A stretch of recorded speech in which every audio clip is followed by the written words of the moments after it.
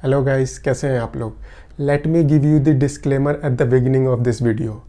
इस वीडियो का पर्पस कहीं से भी आपको ये बताना नहीं है दैट जीएसटी में आप किस तरह से फ्रॉड कर सकते हैं, बल्कि ये बताना है दैट अभी तक डिपार्टमेंट ने जिन जिन लोगों को जीएसटी में फ्रॉड करते हुए पकड़ा है वो लोग किस किस तरह से फ्रॉड करते थे। एंड अगर आप गलती से भी इस तरह की एक्टिविटीज़ में इन्वॉल्व हैं तो प्लीज़ उन्हें बंद कर दीजिए, बिकॉज आज नहीं तो कल आपका नंबर भी आएगा ही आएगा। मैं हूं से प्रदीप राजपूत एंड शुरू करते हैं आज का वीडियो। अगर आप बिजनेस न्यूज़ पढ़ते हैं, इनफैक्ट अगर आप नॉर्मल न्यूज़ भी पढ़ते हैं, तो जीएसटी से रिलेटेड न्यूज़ आपको on an average daily basis पर मिलेगी। अब तो जीएसटी फ्रॉड से रिलेटेड न्यूज़ भी on an average daily basis पर आने लग गई है। ये अब एक नॉर्मल न्यूज़ बन चुकी है। द डिपार्टमेंट ने इतने करोड़ का जीएसटी फ्रॉड पकड़ा, या फिर डिपार्टमेंट ने इतने लोगों को जीएसटी फ्रॉड में अरेस्ट किया। हमने इसी तरह की काफ़ी सारी न्यूज़ को पढ़कर कुछ ऐसे एरियाज आइडेंटिफाई किए हैं जहां पर जीएसटी में सबसे ज़्यादा फ्रॉड होते हैं। Let's discuss one by one.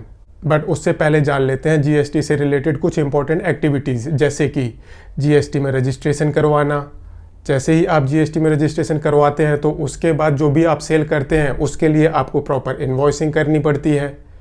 उसके अलावा अगर आप कुछ गुड्स एंड सर्विसेज परचेज करते हैं तो आपको उसकी भी अकाउंटिंग प्रॉपरली करनी पड़ती है। आई am talking about GST input tax credit. उसके बाद आता है आपको जीएसटी की कैलकुलेशन करनी पड़ती है एंड पेमेंट करने के बाद अपने जीएसटी के रिटर्न्स फाइल करने होते हैं। ये कुछ इंपॉर्टेंट एक्टिविटीज़ होती हैं जीएसटी के अंदर। अगर हम जीएसटी फ्रॉड से रिलेटेड न्यूज़ को देखें तो इन सारे एरियाज में फ्रॉड्स होते हैं। Let's discuss one by one. सबसे पहले रजिस्ट्रेशन। आप में से सबको पता होगा, अगर आप एक स्पेसिफाइड टर्नओवर को एक्सीड करते हैं which is 10 lakh, 20 lakh and 40 lakh, तो आपको जीएसटी में अपने आप को रजिस्टर करवाना पड़ता है। एंड जैसे ही आप जीएसटी में अपने आप को रजिस्टर करवाते हैं उसके बाद आपको अपने क्लाइंट से जीएसटी कलेक्ट करना है एंड डिपार्टमेंट को उसकी पेमेंट करनी है। अगर आप जीएसटी में रजिस्टर नहीं है तो ना ही आपने क्लाइंट से जीएसटी कलेक्ट किया होगा एंड ना ही आपने गवर्नमेंट को पेमेंट की होगी। नाउ अगर आपने क्लाइंट से जीएसटी कलेक्ट नहीं किया तो आपको अपनी पॉकेट से गवर्नमेंट को जीएसटी देना पड़ेगा। बट कुछ लोग होते हैं जो अपने आप को जीएसटी में रजिस्टर करवाते ही नहीं है। इनफैक्ट उनका टर्नओवर करोड़ों में पहुंच जाता है and that too I am talking about taxable turnover. Still वो जीएसटी में अपने आप को रजिस्टर नहीं करवाते। एंड कई लोग तो इनफैक्ट 10 लाख, 20 लाख, 50 लाख के सिंगल इनवॉइस रेज करते हैं and that too without GST. And उस क्लाइंट का बाद में जीएसटी ऑडिट होने लग गया, या फिर डिपार्टमेंट उस क्लाइंट के यहाँ पर इंस्पेक्शन करने आ गया एंड उनको आपका 50 लाख रुपए का सेल इनवॉइस मिल गया। ये आपके लिए सीधा सीधा डेथ वारंट है। रजिस्ट्रेशन से रिलेटेड फ्रॉड कम होते हैं बट लोगों की गलतियां ज़्यादा होती हैं, because most of the time लोगों को पता ही नहीं होता दैट उन्हें जीएसटी में रजिस्टर होना है। बट जब वो पकड़े जाते हैं तो उनकी छोटी से छोटी गलती नहीं मानी जाती, वो फ्रॉड माना जाता है। ऐसे ही अगर आपके ऊपर जीएसटी रिवर्स चार्ज में एप्लीकेबल होता है एंड आपने जीएसटी में रजिस्ट्रेशन नहीं करवाया, अगेन आपने गवर्नमेंट को जीएसटी नहीं दिया। ये कुछ पर्टिकुलर केसेस थे जो जीएसटी रजिस्ट्रेशन से रिलेटेड होते हैं। अब देखते हैं सेल्स इनवॉइस से रिलेटेड केसेस। इस पर्टिकुलर कैटेगरी में सबसे ज़्यादा फ्रॉड्स होते हैं। कैसे कैसे फ्रॉड्स होते हैं, let's discuss one by one. सबसे पहले सपोज आप कैश में भी सेल करते हैं एंड आप बैंकिंग चैनल के थ्रू भी सेल करते हैं। काफ़ी सारे लोग क्या करते हैं, अपनी कैश की सेल को बुक से निकाल लेते हैं। बुक्स में कैश की सेल सिर्फ उतनी ही दिखाते हैं जिससे उनका कैश फ्लो पॉजिटिव बना रहे। अगर आपने अपनी बुक से कैश सेल ही हटा दी, दैट मीन्स आपने गवर्नमेंट को कम जीएसटी की पेमेंट की। काफ़ी सारे लोग होते हैं, उन्हें पता होता है दैट उनका प्रोडक्ट 28% के रेट पर टैक्सेबल है या फिर 18% के रेट पर टैक्सेबल है, बट वो लोग जानबूझकर 12% के जीएसटी रेट से इनवॉइसेस रेज कर रहे होते हैं। Again this is a fraud, because यहाँ पर भी आप गवर्नमेंट को कम टैक्स पेमेंट कर रहे हैं। कई लोग होते हैं जिन्हें ज़्यादा सेल दिखाने का प्रेशर होता है, बट अगेन वो लोग भी क्या करते हैं, कुछ लोग जिनकी कैश सेल ज़्यादा होती है या फिर बिजनेस टू कंज्यूमर सेल ज़्यादा होती है, वो लोग उस सेल को बिजनेस टू कंज्यूमर सेल ना दिखाकर बिजनेस टू बिजनेस सेल दिखाते हैं, जिसके थ्रू वो लोग टैक्स इनवॉइस किसी दूसरे रजिस्टर्ड पर्सन को रेज कर देते हैं ताकि वो दूसरा पर्सन आपके इनवॉइस के बेसिस पर क्रेडिट क्लेम कर सके। इसके बदले में वो कुछ कमीशन भी लेते हैं। इस पर्टिकुलर फील्ड में सबसे ज़्यादा फ्रॉड्स होते हैं। इसके अलावा कुछ लोग अपने सेल्स इनवॉइस इस तरह से रेज करते हैं ताकि उनके क्लाइंट्स को उस पर्टिकुलर बिल का इनपुट टैक्स क्रेडिट मिल जाए, जो कि अदरवाइज उनके क्लाइंट को नहीं मिलना था। एक क्लासिक एग्जांपल होता है प्लेस ऑफ सप्लाई की मॉडिफिकेशन का। सपोज आपका क्लाइंट हरियाणा में रजिस्टर्ड है, आपको एक इनवॉइस रेज करना है जिसमें उत्तर प्रदेश की प्लेस ऑफ सप्लाई आएगी। अगर आप ठीक इनवॉइस रेज करेंगे तो आपके क्लाइंट को इस पर्टिकुलर इनवॉइस का क्रेडिट नहीं मिलेगा। बट आप क्या करते हैं, आप उस क्लाइंट को इनवॉइस रेज करते हैं and place of supply Haryana लिख देते हैं एंड इस पर्टिकुलर फैक्ट की वजह से आपके क्लाइंट को क्रेडिट मिल जाता है। Again it's a fraud because government के पास आपके एक्शन की वजह से कम जीएसटी पहुंचा। कुछ लोग होते हैं ना तो वो कोई गुड्स सेल कर रहे होते हैं एंड ना ही कोई सर्विसेज प्रोवाइड करते हैं, स्टिल वो लोग सेल्स इनवॉइसेस रेज करते रहते हैं ताकि उनके कस्टमर्स को क्रेडिट मिलता रहे एंड इसके बदले में उन्हें कुछ कमीशन मिलता है। एंड इसी पर्टिकुलर कैटेगरी में सबसे ज्यादा फ्रॉड होते हैं बिकॉज काफी सारी फर्म्स ऐसी पकड़ी जाती हैं जो ना तो कोई गुड्स बेच रही होती है एंड ना ही कोई सर्विसेज प्रोवाइड कर रही होती है, स्टिल वो लोग अपने क्लाइंट्स को सेल्स इनवॉइस रेज करते रहते हैं। आपको पता है विद इन 30 डेज आपको जीएसटी का इनवॉइस रेज करना पड़ता है सब्जेक्ट टू फ्यू एक्सेप्शंस। कई लोग क्या करते हैं, अगर उनके पास उस पर्टिकुलर इनवॉइस के पैसे नहीं आए तो वो लोग सेल्स इनवॉइस रेज ही नहीं करते, फिर भले ही 30 दिन का टाइम एक्सपायर हो या फिर 60 दिन का टाइम एक्सपायर हो या फिर 1 साल का टाइम एक्सपायर हो। इसका क्लासिक एग्जांपल है unbilled revenue. Technically unbilled revenue के इनवॉइसेस 30 अप्रैल से पहले रेज हो जाने चाहिए, बट कईयों के केस में अनबिल्ड रेवेन्यू के इनवॉइसेस सालों तक रेज होते हैं बिकॉज उसके पैसे उनके पास नहीं आए होते हैं।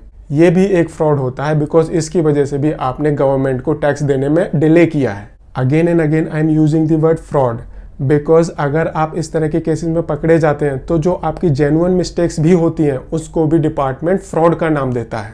ये कुछ फ्रॉड एरियाज थे सेल्स इनवॉइस से रिलेटेड। अब बात करते हैं परचेज इनवॉइसेस से रिलेटेड और we can say input tax credit से रिलेटेड फ्रॉड्स के बारे में। नॉर्मली काफ़ी सारे गुड्स एंड सर्विसेज ऐसे होते हैं जिनका आपको इनपुट टैक्स क्रेडिट नहीं मिलता, बट काफ़ी सारे लोग सारे के सारे इनवॉइसेस का क्रेडिट बुक करते रहते हैं एंड इसकी वजह से भी गवर्नमेंट के पास कम टैक्स जाता है बिकॉज आप excess input tax credit claim कर रहे हो, आप एक्सेस बेनिफिट अवेल कर रहे हो, तो ऑब्वियसली अगर आपने एक्सेस बेनिफिट अवेल किया है तो आपका आउटफ्लो कम होगा।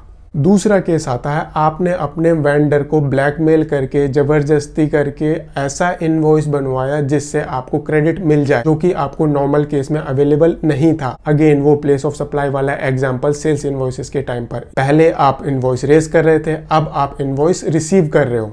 इसके बाद आता है ना ही आपने गुड्स रिसीव किए एंड ना ही आपने सर्विसेज अवेल की, आपने एक ऐसा अरेंजमेंट किया जिसके थ्रू आपने एक टैक्स इनवॉइस ले लिया किसी रजिस्टर्ड पर्सन से, जिसकी वजह से आपने अपनी बुक्स में इनपुट टैक्स क्रेडिट बुक कर लिया एंड उसकी वजह से आपका cash outflow toward GST payment कम हो गया। ये भी एक फ्रॉड है एंड इसी तरह की प्रैक्टिस से काफी सारे लोगों ने गवर्नमेंट से काफी सारा टैक्स रिफंड भी क्लेम किया है। अभी तक हमने डिस्कस किया रजिस्ट्रेशन से related GST fraud, sales invoicing से related GST fraud, purchase invoicing से रिलेटेड जीएसटी फ्रॉड।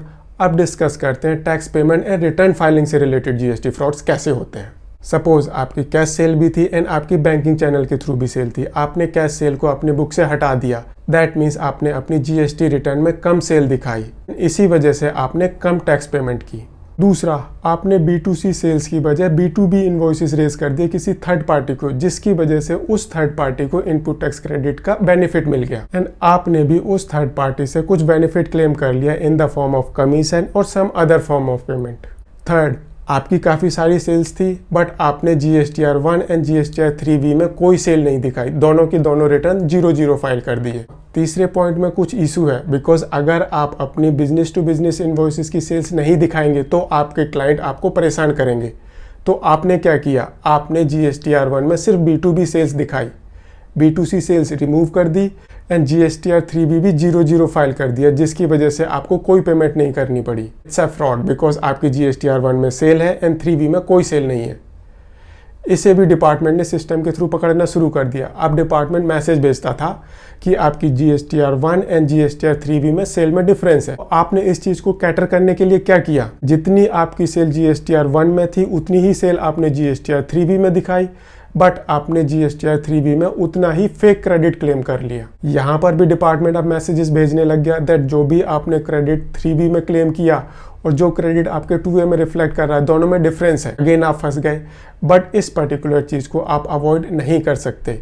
तो अब काफ़ी सारे लोग क्या करते हैं, इस तरह की प्रैक्टिस को और बढ़ाते हैं तब तक GST के ऑफिशियल्स आपके डोर पर नहीं आते। अगर आपको पता चलता है डिपार्टमेंट आने वाला है तो आप अपनी प्रीमाइस को लॉक करके भाग जाते हो। अगर आपको नहीं पता चलता तो डिपार्टमेंट आपको पकड़ लेता है एंड अरेस्ट कर लेता है। अगर आप अरेस्ट हो जाते हो तो इस तरह की न्यूज़ आती है, अगर आप भाग जाते हो तो फिर इस तरह की न्यूज़ होती है। ये कुछ एरियाज थे जहाँ पर डिपार्टमेंट ने लोगों को फ्रॉड करते हुए पकड़ा है। एंड अगर आप गलती से भी इस तरह की किसी एक्टिविटीज़ में इन्वॉल्व हैं तो प्लीज़ उसे बंद कर दीजिए एंड पास्ट में इस तरह की जो भी आपकी एक्टिविटीज़ थी उन्हें ठीक कर लीजिए।